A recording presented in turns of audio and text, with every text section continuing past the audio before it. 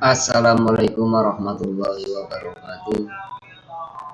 Alhamdulillahilladzi an'ama alaina bi ni'matil iman wal islam.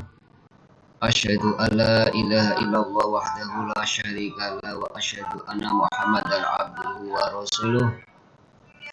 La nabiyya ba'da.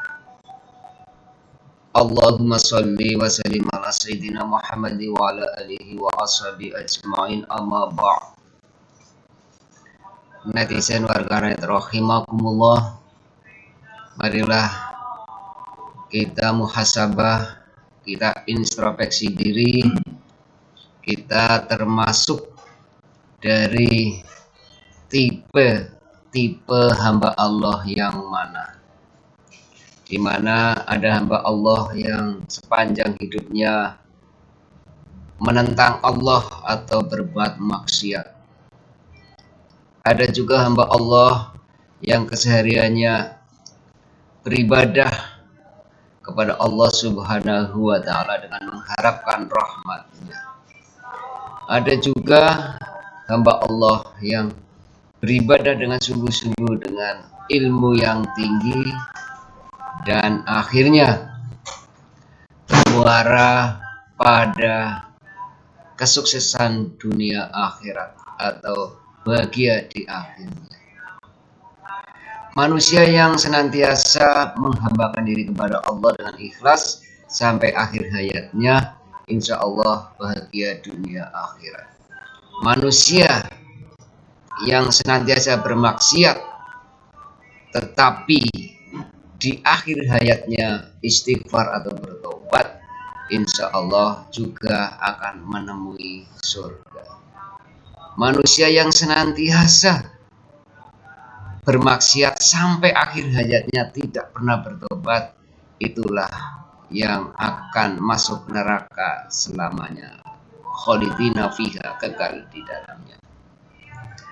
Ada juga manusia yang sangat rajin beribadah, sangat alim dan sangat terkenal, sangat pandai dan punya murid banyak, tapi di akhir hayatnya bisa terjerumus ke dalam kemaksiatan yang dahsyat atau bahkan jadi penyembah setan karena kurang hati-hati dan terlalu membanggakan diri. Karena itulah, marilah kita hati-hati, kita introspeksi diri, dan kita muhasabah dengan sebuah cerita berikut ini. Pada zaman dahulu ada seorang alim, orang yang berilmu dan juga abid, ahli ibadah, terkenal dengan sebutan Barsis al-Abid. Beliau mempunyai murid sebanyak 60 ribu orang dan semuanya alim, pandai dan bisa terbang saking pandainya. Namanya orang alim itu sudah disebut tadi, Barsis al-Abid. Dia sangat terkenal, sangat alim, sangat pandai, ulama yang paling menonjol pada zamannya pada waktu itu. Sampai-sampai kalau hanya untuk menyembuhkan orang sakit disentuh saja sudah sembuh. Menyembuhkan orang sakit ingatan disentuh saja sudah sembuh. Sampai terdengar di kerajaan dan sang raja pun mengirim utusan beberapa prajurit untuk membawa putrinya yang cantik yang terkena sakit ingatan.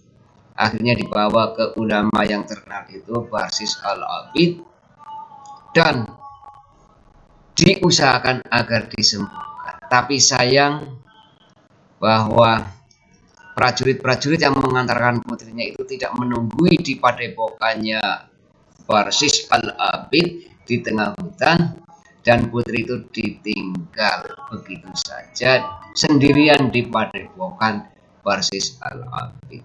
Itulah kesempatan buat setan, iblis untuk menggoda Barsis al-Abid. Akhirnya dengan segala tipu dayanya iblis menggoda Barsis al-Abid. agar menyetubui atau menzinai putri raja itu selagi sendirian, tidak ada yang tahu. Apalagi putrinya dalam keadaan sakit ingatan sehingga tidak ingat apa yang dilakukannya. Nanti kalau sudah sembuh baru dia ingat dan itu sudah terjadi.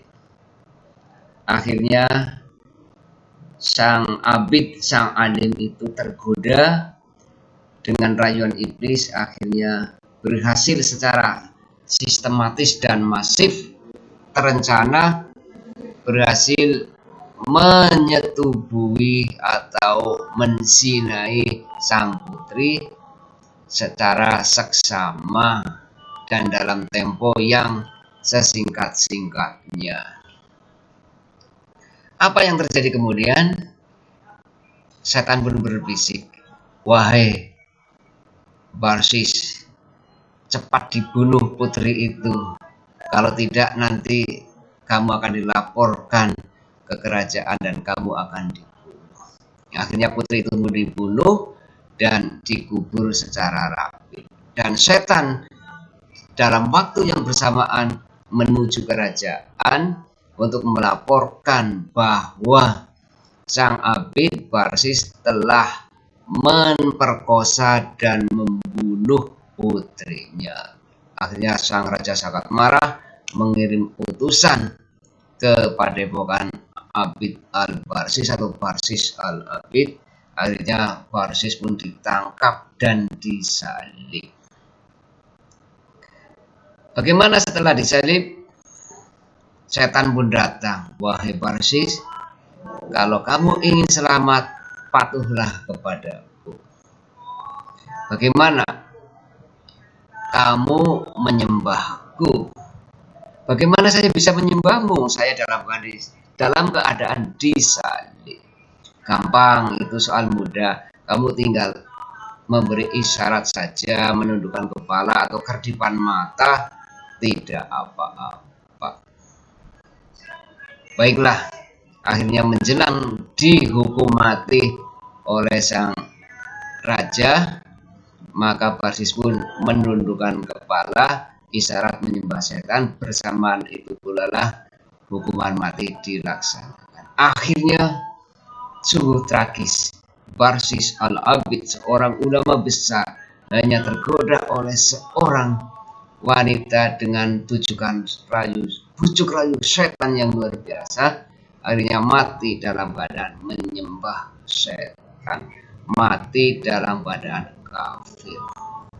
Netizen, warganet rahimakumullah, itulah contoh kenapa kita yang kadang-kadang kita orang pandai, kita orang alim, kita orang terkenal, terpandang, pemuka agama, jangan dulu bersikap sombong, bersikap ujub, bersikap takabur. Karena semua itu adalah ada di tangan Allah Subhanahu wa ta'ala.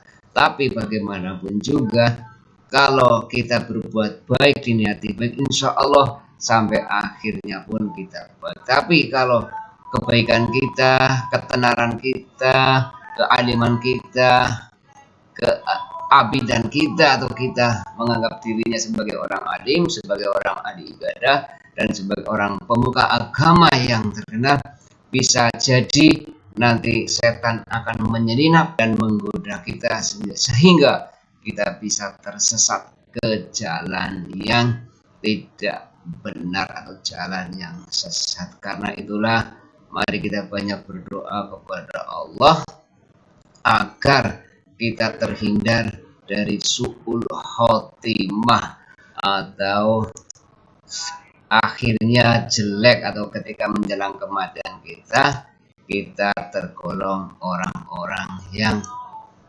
celaka. Mari kita kaji ayat ini sebagai renungan di akhir makalah atau di akhir ceramah ini. Itu dalam surat Al-Hijr ayat 13 39. Dalam surat ini dikatakan a'udzubillahi minasyaitonirrajim.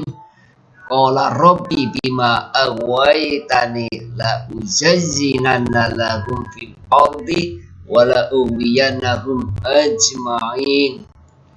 Iblis berkata, Tuhanku, oleh karena engkau telah memutuskan bahwa aku sesat, aku pasti akan jadikan kejahatan terasa indah bagi mereka di bumi, dan aku akan menyesatkan mereka semuanya.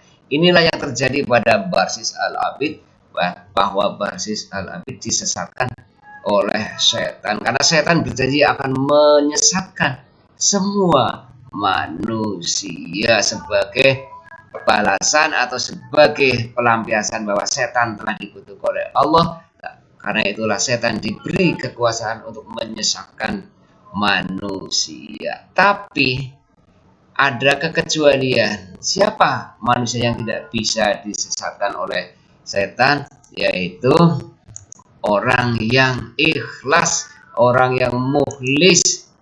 Sebagaimana ayat berikutnya, illa ibadaka minhumul mukhlasin. Jadi orang yang segala perbuatannya, amalnya ikhlas lillahi ta'ala karena Allah, apapun yang terjadi tetap lillahi ta'ala, maka itulah yang tidak bisa digoda oleh setan. Illa ibadaka minhumul mukhlasin, kecuali hamba-hambamu yang terpilih di antara mereka.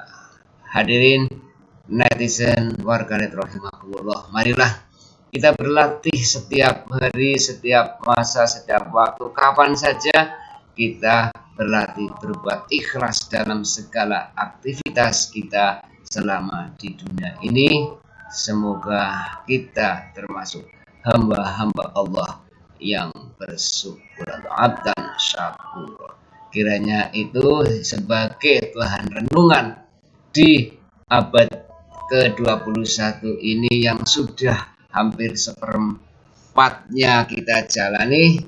Semoga kita tetap memegang tali agama Islam ila yaumil maut. Amin ya rabbal alamin. Afu minkum ihdinas siratal mustaqim siratal ladzina an'amta alaihim ghairil maghdubi alaihim waladdallin. Amin. Afu minkum. Wassalamualaikum warahmatullahi wabarakatuh.